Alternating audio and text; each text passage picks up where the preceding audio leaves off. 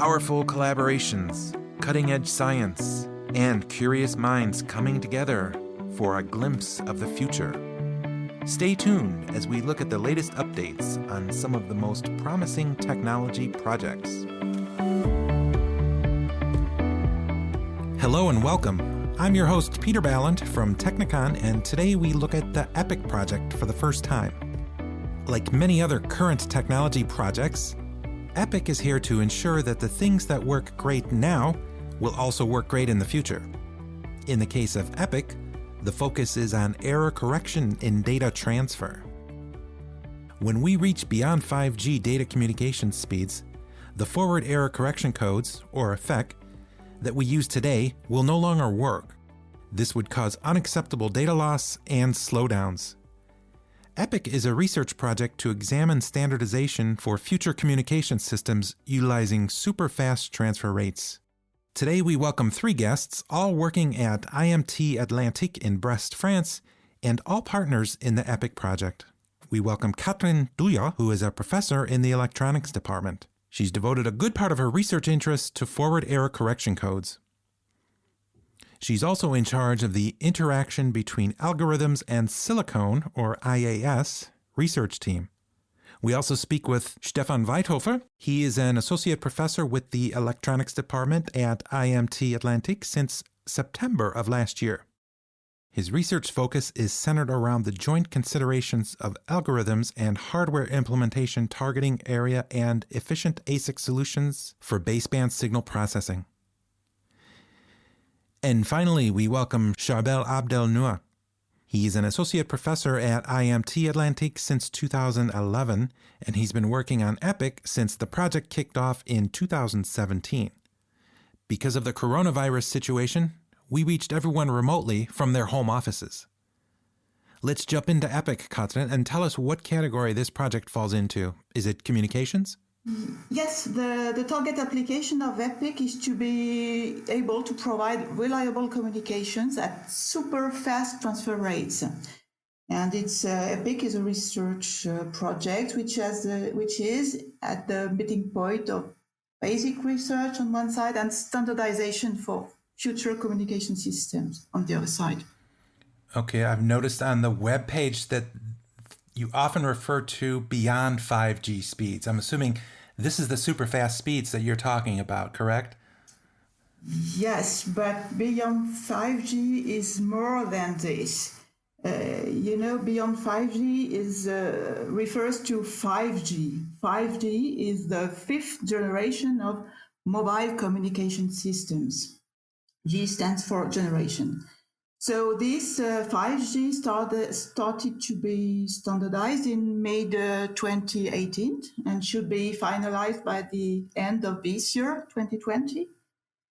And 5G promised a significantly increased performance with respect to the previous generations in terms of data rate, application, and a very superior user experience. And but some promises were kept with the current standard, but the others do not. And in simple words, beyond 5G is an umbrella term for everything that didn't make it into 5G as we know it today. And my question now would be, how long do we expect 5G to be here? When is it that we go to the next generation? Stefan? Well, that depends greatly on the market needs and the application needs that develop. If you look at the past evolutions, you had first the mobile revolution, then you had the fourth generation that brought you the mobile internet. Now is the fifth generation in progress. Depending on the evolution of the applications that are out there, you will either look at 5 years or maybe 10 years. For beyond 5G. So to me, this says that if you're developing something for 5G, you might actually be a little late to the game, right? Because 5G is already rolling out in some geographic areas. Or is this something that continues to develop? Charbel? No, it's something that continues to develop. Actually, the standardization process started in 2018, and there is continuous releases and evolution in the standardization process. That's why it's a continuous process, and what's lying ahead is adding additional applications, such as ultra-reliable applications, which can be used to control, for example, autonomous vehicles or a faraway control of surgical devices or stuff like that. So these applications will come along as 5G evolves into beyond 5G. So, also on your website, you talk a lot about forward error correction. That seems to be the heart of what EPIC is about. Do I have that right? Yes, it's about right. So basically, when a radio transmission is performed, it's impacted by distortions that can modify its contents up to a point that making them completely non-understandable at the receiver side. So this is a problem, a major problem, and there could be several solutions to such a problem. The first, for example, is to retransmit several times until the content is well received. However, the solution wastes time and power that could have been used to transmit additional useful content. Another solution could be to transmit much more power, with much more power, in a way that the content remains understandable at the receiver side. However, in addition to the wasted power, this could also have diverse effect on health. So we all know the issues related to antenna radiations and sensitivity of people to this effect. So the third solution is the use of forward error correction. Such a technology introduces redundancy in the transmitted content that is used to replace any detected distorted parts of the signal at the receiver side. This proved to be much more efficient than the previous mentioned alternatives. And one major practical example is that forward error correction allows the miniaturization that is needed for mobile phones. Without it, for example, simply we would need much larger antennas and batteries. So is it safe to say forward error correction is being used everywhere in all telephone communications and telephone data transmissions? Yes. Okay. And it's nothing new, right? I mean, the forward error correction's been around for a while, but EPIC is looking at how this will be used in the future, correct? Yes, in EPIC, what's different from what was existing before in terms of forward error correction is that we foresee for applications that need very huge data amounts to be transmitted, or which has to be transmitted very fast. So we need very high data rates, and the FEC, the forward error correction codes that exist at the moment are not decoders and encoders are not fast enough to be able to transmit this very fast, this huge amount of data. So in EPIC, we have to design new FEC codes or to modify the existing FEC codes, depending. And we have to devise new way of decoding them, and we have to find how to implement them in circuits, in integrated circuits, for the new needs of beyond 5G applications. And you said that our data needs are growing. Can you just give us an example, in case somebody's not familiar with what's really happening out there? What are some examples of these intense data rates that are being used and sought after? Stefan? Well, I mean, one example that you could give is, let's say, mobile virtual reality. Everyone has an idea about virtual reality. It has been around in sort of science fiction terms for a long time, and also for many years there's existing virtual reality solutions that require large backpacks, large goggles. But nowadays, you can think of mobile virtual reality where, For example, you arrive at an airport in a foreign country and you get augmented reality data with your virtual reality glasses, and all the signs are automatically translated. You have all the map info on your phone, and with this augmented and virtual reality data, of course, you need larger data rates to get all this data to your glasses, to your phone, because you cannot do all the computations on the phone. Okay, well, this sounds like something out of the future, but this is reality. And we talk about forward error correction codes. This is kind of your focus. And as I said, they've been around for a while. There's nothing new. But in Epic, are you able to build on what's already been developed or established, or do you have to do a lot of work from scratch? No, we don't have to start from scratch, especially us. We three work at AMT on turbo codes, which are in fact the backbone of the third and fourth generation standards like LTE or UMTS. But solutions, even though they are tried and tested, they do not scale up to the data rates that are needed. We've mentioned this before. And to make them fit for the future, so to say, we have to look at all the aspects of the design process of such a FEC system, like the code design, the algorithm design, and the hardware implementation jointly. And we have to collaborate very closely, the algorithm guys with the implementation guys. And this is very interesting also to work as a researcher, because you have a continuous feedback of how your solutions have impact on other parts of the development process and the final result as well.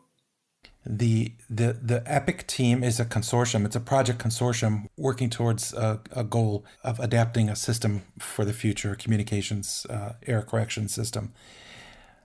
How many people, all in all, make up this project? I'm just kind of curious. How big of a team do you have? How much muscle do you have in this area of development and research? So in the EPIC project, we are 8 partners, but from the technical point of view, we are between 10 and 15 people working on the topic. And in fact, we are working, depending on the partners, we are working on 3 different solutions, FEC solutions for the project. So corresponding to 3 family of codes. Here at IMT Atlantic, we are, as already mentioned by Stefan, we work on turbo codes, but some other partners are working on another family of code, which is called LDPC codes, low density parity check codes, and another group works on polar codes, which is the third family. So in fact, this is the way we work in the project. And a project like this really gains a lot of strength and synergy by involving a diverse group. So can each of you describe your contribution to the project? Well, as I mentioned before, all 3 of us here at IMT, we focus on the turbo code family. But as I also mentioned before, there are several steps in the process of designing a FEC system. There's the code design, the algorithm design, the hardware implementation, and myself, I'm mainly concerned with the hardware design, so the design of the actual hardware of a turbo decoder. Javel, maybe you want to say something to. Yes, I mainly work on the code design aspect and simplified decoding algorithms also. So basically, I collaborate with Stefan closely, and we do a lot of exchange of information, because any modifications I do on the algorithmic side, they would have a major impact on the hardware implementation, and sometimes this part could be tricky and foreseen impact is not really real in practice. So that's why we have to collaborate closely and do a lot of feedback and exchange of information so that we get it right. Catherine, also maybe. Yes, and I also work on the code design side in collaboration with Charbel, and also I contribute in a certain way in the decoding algorithm design. But I think it has to be stressed again that when designing the FEC system as a whole, you cannot really make a clear cut, because the choices that you make in your let's say in your corner of the design space, they will affect everyone else in the system.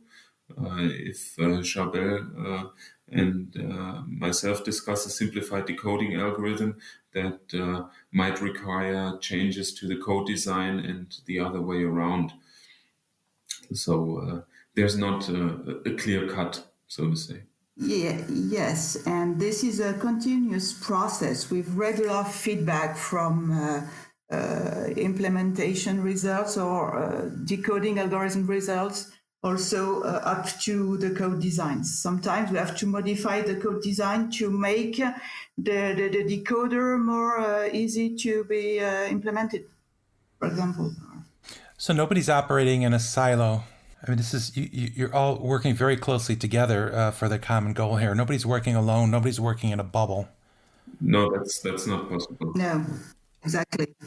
And this leads me to another question. You're developing things. You're working with algorithms and coding and so forth. Who owns this in the end? I mean, this is an EU project. They're paying for it. Is your company, the company that you work for, are these the owners? Is this proprietary, or is it open source, or what happens to the code? The developed solutions are the proprietary of IMT, for example, in our case, of each partner of the project. And the received funding from the EU helps keep European academics and partners from industry ahead of the game, and to prepare next generation solutions that would be EU proprietary and developed in the EU. So to keep the cutting edge research in the field in the EU. At the end of EPIC, if you've achieved everything you wanted to achieve, then is there the need for a follow-up project, or can you say, all right, we've done this and we're moving on to the next thing? No, well, maybe I can say something. Yeah, go ahead, Stefan. Through projects like EPIC, which clearly advances the state of the art by orders of magnitude, at least in the field of turbo codes, you gain insights that allow you to move forward, to continue to move forward. And I think in that sense, EPIC also not only achieved its goals, but it also laid the groundwork to continue on the road. It's just the beginning. So yes, there will be more work to emphasize what we have already achieved, and this is the nature of research. It's a continuous process. Is there anything that you would want the general public to know about EPIC? Maybe let me put it this way. We're here working, again, said it before, we are working on turbo codes, which I've said before, that are included in the 3G and 4G standards, but they were not included in the 5G standards for reasons that we don't need to get into here. But if we can challenge the notion that turbo codes would be at a disadvantage and will be useful for beyond 5G applications, I think that is one of the goals that we would want to get across in EPIC. Yes, if we are able to do this, this will be a great success for us. Yeah, this is basically one measure of success for us also, is that the turbo codes have been a reliable technology for several years until now, and in the meanwhile, there have been diminishing interest in them because other technologies evolved and has emerged since. So therefore, there have been a preconceived idea that they are less suitable, or they are at a disadvantage with respect to other code families to go to high speed or high throughput. And in this project, as mentioned by Stefan earlier, we were able to achieve more than one order of magnitude improvement, and set the ground for even another order of magnitude actually in the possible future. So in this sense, this great improvement tries to combat this perceived idea that this type of codes is not suitable for beyond 5G context. And this is a good time to point out that the work performed on turbo codes thus far in EPIC is on the Innovation Radar of the European Commission. And the Innovation Radar is an initiative to identify high potential innovations and innovators in EU-funded research and innovation projects. So this is quite a recognition for all of you and for EPIC. So I say congratulations. And on that note, I say thanks for sharing your time today to help us to understand a little bit more about EPIC. It's a rather complex topic, but I think it's important to bring it to everyone in a way that is hopefully easy to follow. Thank you. Thank you for the opportunity. Thank you, Peter, for letting us try to explain at least what we try to do in simpler words. Thank you so much. For more information about the EPIC project, check out their website, epic-h2020.eu. This podcast has been brought to you by Technicon. The EPIC project has received funding from the European Union's Horizon 2020 Research and Innovation Program under Grant Agreement number 760150.